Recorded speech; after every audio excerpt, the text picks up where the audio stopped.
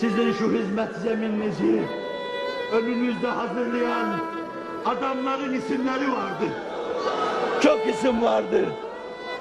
Size beşaret verebilirim.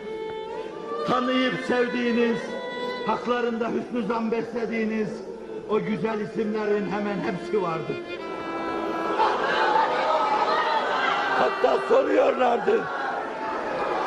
Ona soruyorlardı müşahide. Samsunlu Hoca nerede? Samsunlu Hoca. Alnından öpeyim. Benim Aslan Hocam. Samsunlu Hoca nerede? Samsunlu Hoca kim? Yahu defterde ismi olan adamı tanımaz mısın sen? Onu size fısıldayayım. O sizin Mehmet Ali Hoca'nızdı.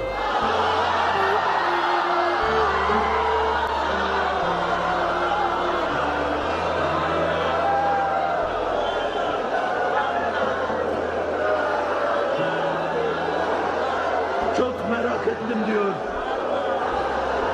Çok merak ettim.